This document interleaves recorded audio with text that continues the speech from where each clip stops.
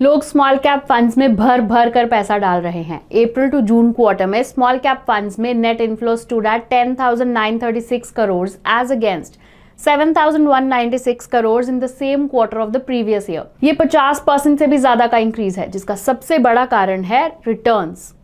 On an average small cap funds ने पिछले 10 साल में 21.1% रिटर्न्स दिए हैं और 5 साल में 33.95%। ये 21% और 35% रिटर्न्स कितने हाई होते हैं, ये समझने के लिए एक एग्जाम्पल देखते हैं। अगर किसी ने 10 साल पहले स्मॉल कैप फंड्स में 1 लाख डाला होता तो वो आज 6.84 लाख होता, और 5 साल पहले इन्वेस्ट किया होता तो आज उस इन्वेस्टर के पास 4.64 लाख रुपीस होते। वर्स्ट परफॉर्मिंग फंड ने भी पिछले 5 साल में करीब रिटर्न्स दिए हैं 26%, और वहीं टॉप परफॉर्मिंग फंड का नियरली 50%। तो ये कोई हैरानी की बात नहीं है that people are chasing small caps. लेकिन क्या सभी इन्वेस्टर्स को स्मॉल कैप्स में ऐसे रिटर्न्स मिले हैं? Well, the answer is no. Small cap funds में पैसा बनाना मुश्किल है। स्मॉल कैप्स जितनी तेजी से बढ़ते हैं उतनी ही तेजी से गिरते भी हैं। इसमें अच्छे रिटर्न्स बनाने के लिए इन्वेस्टर्स को पेशेंस और थोड़ा करेज चाहिए। Hello and welcome to ET money Hindi. आज के वीडियो में हम डिस्कस करेंगे कि स्मॉल कैप फंड्स में इन्वेस्ट करने का सही तरीका क्या है। इस वीडियो में हम 4 पॉइंट्स डिस्कस करेंगे। स्मॉल कैप्स में कैसा करेक्शन एक्सपेक्ट करना चाहिए, आप नेगेटिव रिटर्न्स का चांस कैसे एलिमिनेट कर सकते हैं, क्या इंडेक्स फंड्स एक्टिव फंड से बेटर ऑप्शन हो सकते हैं, पोर्टफोलियो लेवल पर कितना स्मॉल कैप एक्सपोजर आइडियल है। बट बिफोर वी स्टार्ट, अगर आप पहले से ही हमारे सब्सक्राइबर नहीं हैं तो हमारे चैनल को सब्सक्राइब करना ना भूलें and press the bell icon. तो आइए विदाउट फर्दर डिले स्टार्ट करें।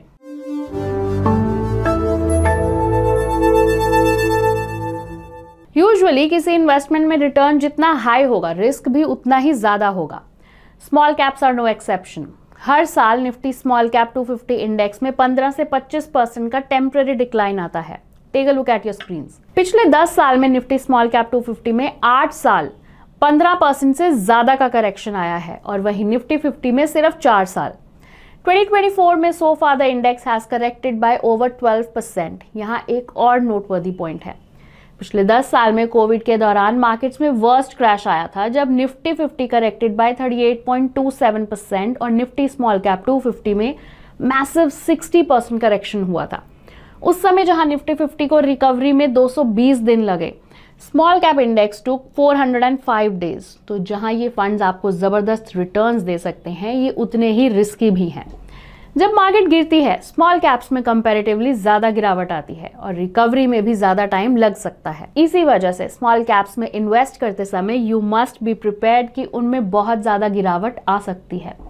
सो to get the maximum benefit from small caps, आपको क्या करना चाहिए? Let's take a look.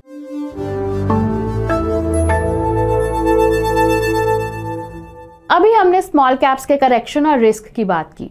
अगर आपको इस रिस्क को कम करना है तो इसका एक तरीका है कि आप लंबे समय तक स्मॉल कैप फंड्स में इन्वेस्ट करते रहें। पर आपका मिनिमम इन्वेस्टमेंट पीरियड कितना होना चाहिए, ये जानने के लिए हमने निफ्टी 250 स्मॉल कैप इंडेक्स और टॉप 5 फंड्स के रिटर्न्स चेक किए। डेटा शोज कि आपको कम से कम 7 साल तक इन्वेस्टेड रहना होगा टू रिड्यूस द रिस्क। अगर आप निफ्टी 250 स्मॉल कैप इंडेक्स में 4, 5 या 6 साल इन्वेस्ट करें तो आपको नेगेटिव रिटर्न्स मिल सकते हैं। पर अगर 7 साल के लिए इन्वेस्ट करें तो आपको नेगेटिव रिटर्न्स के चांसेस ऑलमोस्ट 0 हो जाते हैं। Simply put, historically investors never lost money if they invested for at least 7 years. पर ये तो बात हुई इंडेक्स की। अगर आप कोई एक्टिव फंड में पैसा लगाते हैं तो क्या होता?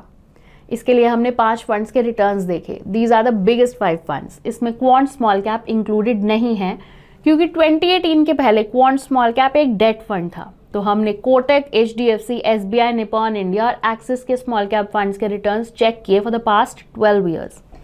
अगर आप इनमें से किसी भी फंड्स में 7 साल इन्वेस्टेड रहते तो आप 3 से 17% के रिटर्न्स कमा सकते थे, and chances of losing money would have been 0। आपने शायद ये सुना होगा, time in the market is more important than timing the market. यानी जब आप म्यूचुअल फंड्स में इन्वेस्ट करते हैं तो जितना आप इन्वेस्टमेंट्स को टाइम देंगे उतना अच्छा परफॉर्मेंस मिलेगा। पर अच्छे रिटर्न्स के लिए क्या आपको स्मॉल कैप इंडेक्स फंड से इन्वेस्ट करना चाहिए या फिर एक्टिव फंड्स में? आइए डेटा देखते हैं।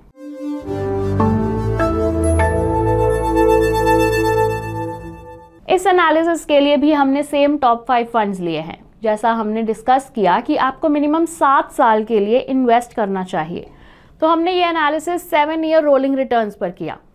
जब हमने टॉप फंड्स को निफ्टी स्मॉल कैप 250 से कंपेयर किया तो it was clear, small caps में active funds have done better than the index funds.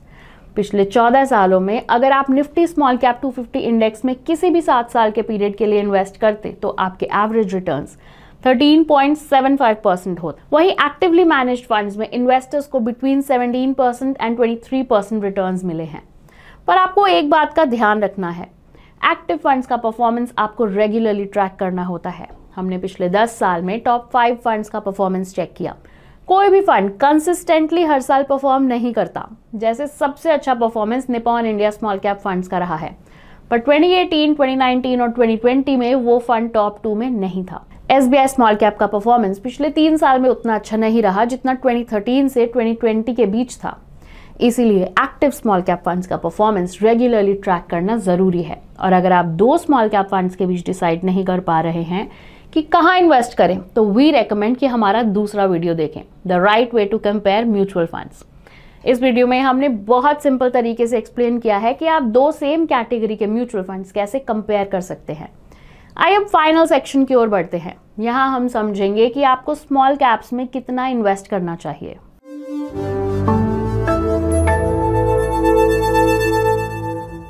बहुत सारे इन्वेस्टर्स सिर्फ रिटर्न्स देखकर म्यूचुअल फंड्स में इन्वेस्ट करते हैं। मतलब अगर आज स्मॉल कैप्स का परफॉर्मेंस अच्छा है तो उनमें SIP कर दी, कल अगर कोई और कैटेगरी अच्छे रिटर्न्स देगी तो वहां SIP स्टार्ट कर देंगे। This is not the right approach to invest. आपको हमेशा पोर्टफोलियो अप्रोच फॉलो करना चाहिए।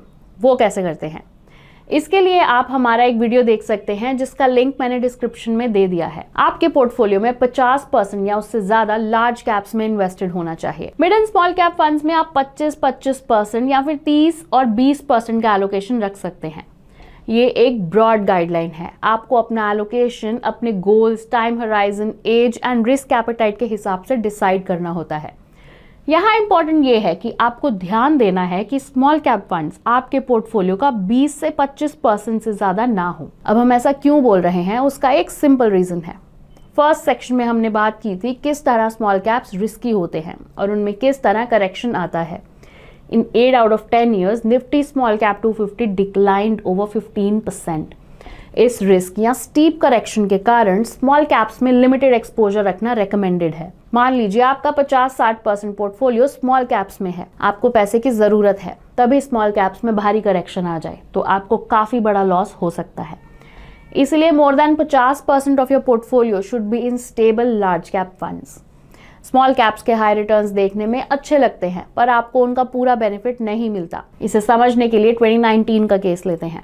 उस साल जहां निफ्टी 11% गिरा था, निफ्टी स्मॉल कैप 250 इंडेक्स में 42% का करेक्शन देखा गया।